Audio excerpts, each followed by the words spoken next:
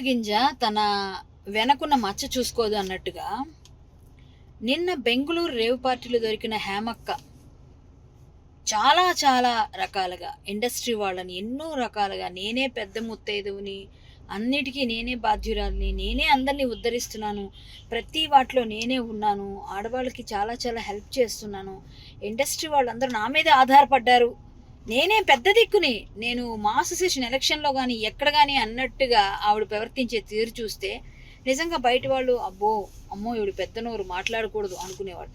ఎవరిని వదలకుండా పిచ్చి పిచ్చిగా అందరినీ ఏదో విధంగా గొడవలు చేస్తున్న ఆమె చేసినవన్నీ మనం చూసాం.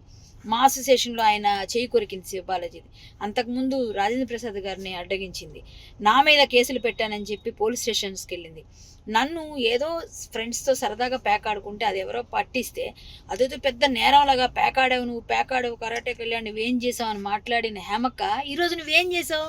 ఒక రేవ్ పార్టీలో డ్రగ్స్తో పాటు దొరికావు. నువ్వు ఈ శాంపిల్స్ వచ్చిన తర్వాత బెంగళూరు పోలీసులు నీకు ఖచ్చితంగా నీకేంటన్నది పనిష్మెంట్ ఇస్తారు. ఇక్కడైతే ఎలాగూ ఇంకా చాలా పనిష్మెంట్స్ తీసుకోవడానికి సిద్ధంగా ఉండు. ఎందుకంటే ఒక మనిషికి ఒక మాట అనే ముందు కర్మ రిటర్న్స్ అంటారు. ఎప్పుడైనా మనం చేసిందే మనకు తిరిగి వస్తుందని. కాబట్టి ఇక ముందైనా జాగ్రత్తగా నడుచుకో.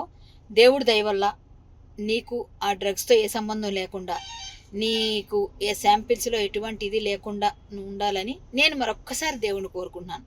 Good luck.